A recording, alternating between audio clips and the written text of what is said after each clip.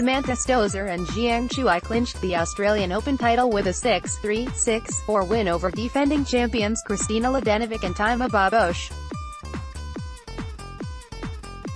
Stosur has become the first Australian player to win the doubles title since Alicia Molik triumphed alongside Svetlana Kuznetsova in 2005. Stosur avenged the defeat in the 2006 doubles final, when she and her partner Lisa Raymond held two championships final before losing to Yanzi and Zheng. Stosur has won her second doubles title on Australian soil since 2005, when she triumphed with Brianne Stewart. Stosur, who won the French Open singles title in 2011, scored her third doubles title and the first since 2006 Roland Garros. Zhang Shuai has won her maiden doubles title, becoming the first Chinese player to win the women's doubles title since Yan and Zheng. Stosur and Zhang saved 3 break points to hold their serve in a 12-minute service game. Babos and Mladenovic broke serve in the third game and held their serve to open up a 3-1 lead, but Stosur and Zhang bounced back by winning 5 consecutive games with 2 breaks in the 6th and 8th games to take the opening set 6-3. Stosur and Zhang broke serve in the 7th game of the second set. Stosur made her 7th double fault, as she was serving for the match. The home player saved a break point with a smash, but she earned a second championship point with a forehand volley winner after a 25-point rally and converted it, when Babos sent a backhand long. Stosur and Zhang avenged their defeat against Babos and Mladenovic in the semi-final of the US Open. I am really happy I won the Australian Open title in Melbourne with my best friend.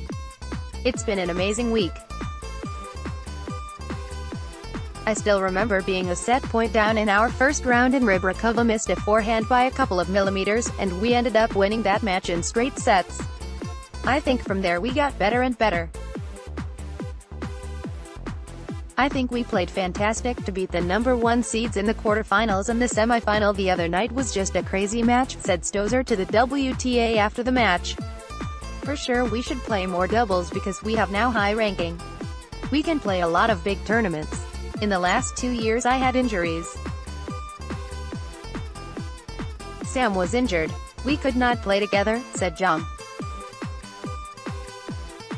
Reigning U.S. Open champion Naomi Osaka reached her second consecutive Grand Slam final 4 months after beating Serena Williams in the U.S. Open final LASF September. Osaka won a hard-fought match against Karolina Pliskova in 3 sets by the scoreline of 6-2, 4-6, 6-4 after 1 hour and 54 minutes. Pliskova was the first to congratulate with Osaka, saying in the post-match press conference that Osaka played the best match in her life. I don't necessarily think I played the best I have ever played. What I take away from this is that I never gave up. That's something that I am really proud of myself for. There are moments in the match where I thought, this is getting really close. I just thought I would not forgive myself if I had a little dip or a moment of accepting defeat, said Osaka in the post-match press conference. Before this tournament, Osaka had never advanced to the quarter-final in Melbourne and will now have the chance to become the first player to win back-to-back Grand Slam titles since Serena Williams in 2015. It's a bit unreal. At the same time I realize the work that I put in during the off-season. Every match that I played, I tried to do my best. It just felt like it was a continuous effort.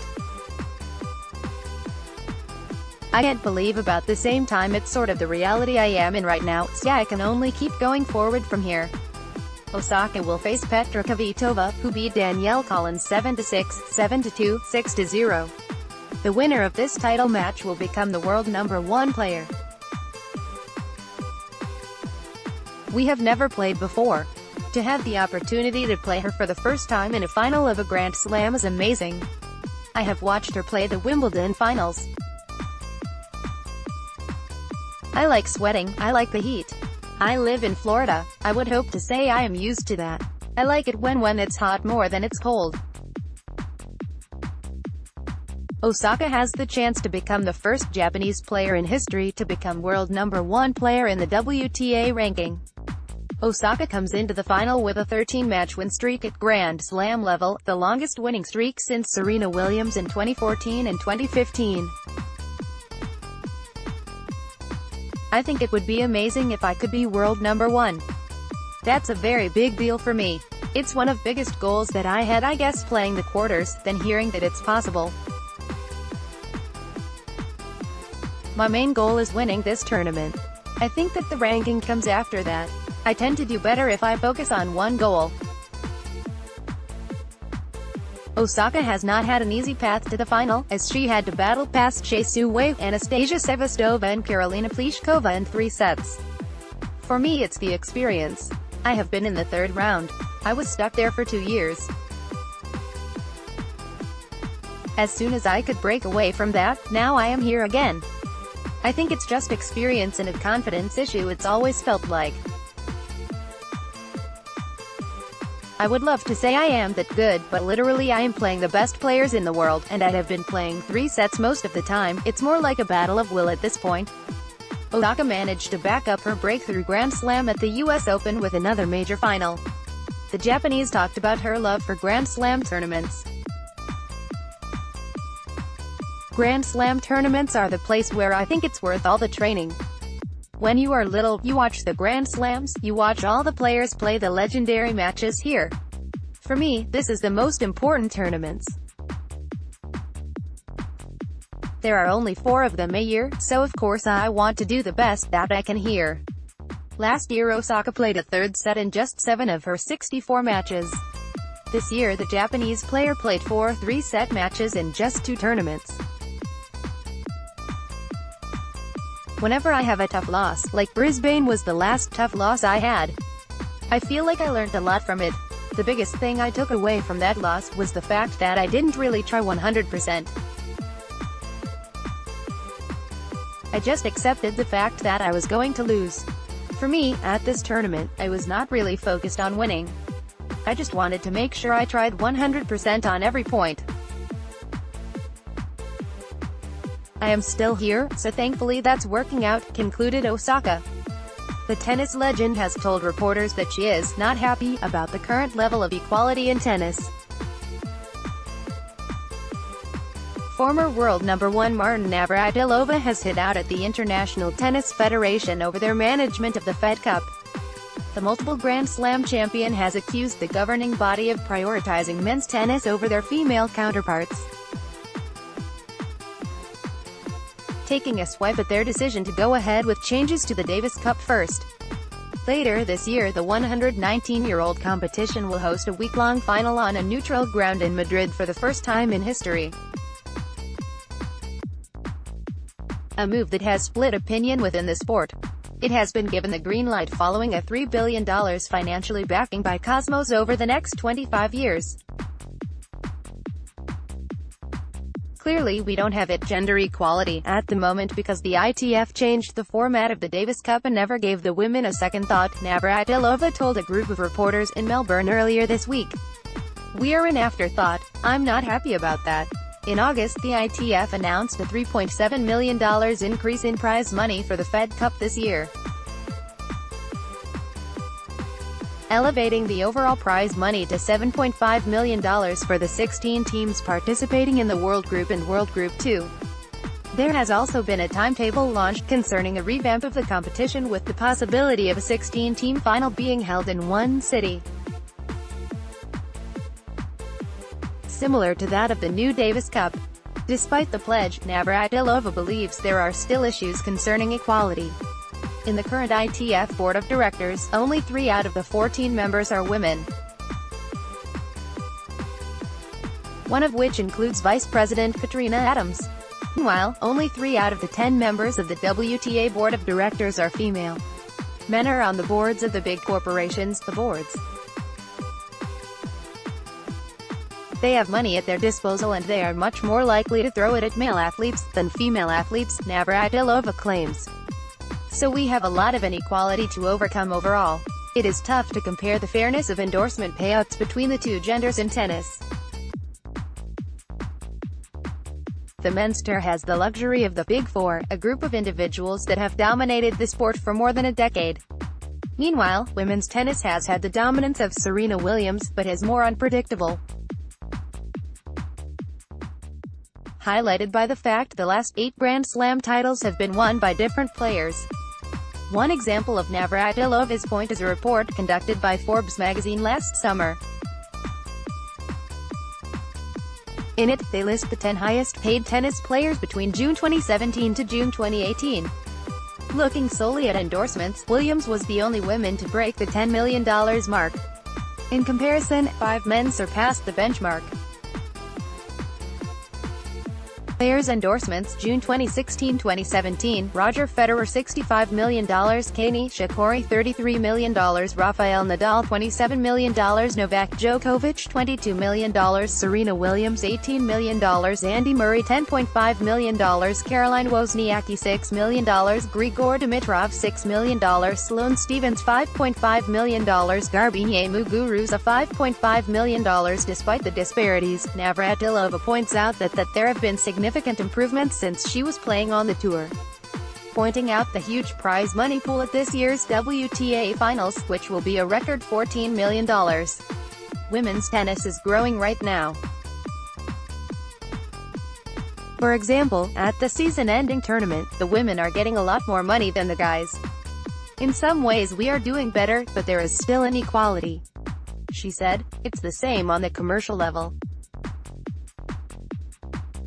We're inching up there, but there is a long way to go." Equal prize money has been in force at every Grand Slam since the 2007 Wimbledon Championships.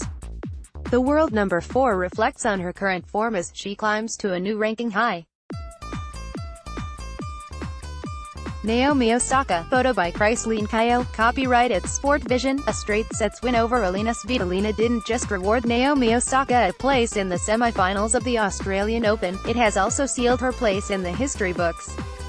The 21-year-old roared to a 6-4, 6-1 victory over an injury-stricken Svitolina, who was bothered by issues with her shoulder and neck throughout the match.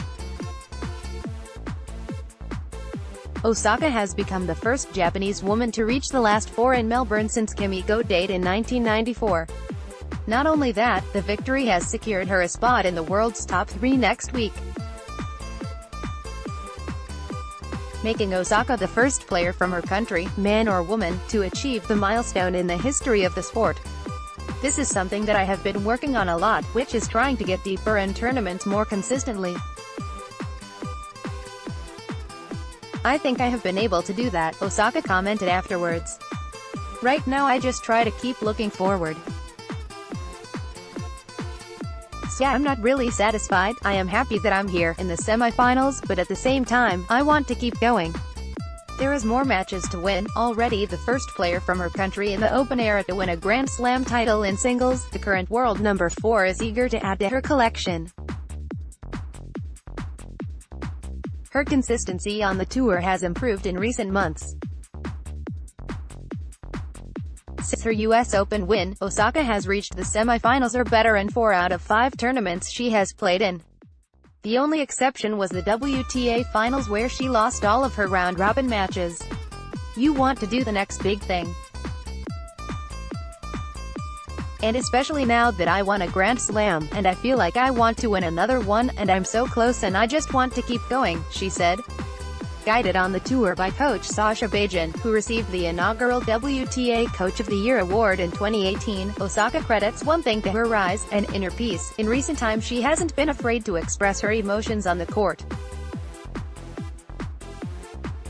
Earlier this year at the Brisbane International, the American-based player said she had the worst attitude, and was sulking, during her match against Lesia Tsurenko. It appears Osaka is struggling to find a right balance between showing too much and too little emotion on the court. However, she wants to stick with a more quiet and reserved personality. "Most people know me for US Open, right? And during the US Open, I didn't show any emotions most of the time," she explained. "When I'm not calm, it just makes my life harder. There is an inner peace I can tap into sometimes during my matches, and it's kind of hard to get to, but once I'm there, it's really easy. Not easy, but nothing can really bother me. So that's just something that I'm trying to learn how to do consistently," Osaka added. Osaka is now inside of the world #1 ranking. As it currently stands, she will claim the top position unless Petra Kvitova reaches the final or Karolina Pliskova wins the title. If she reaches the final, she will become world #1 unless Kvitova wins the title. Osaka can also secure the position by winning the Australian Open title. In the semi-finals, Osaka will take on Pliskova, who knocks Serena Williams out in 3 sets. She currently trails their head-to-head 1-2.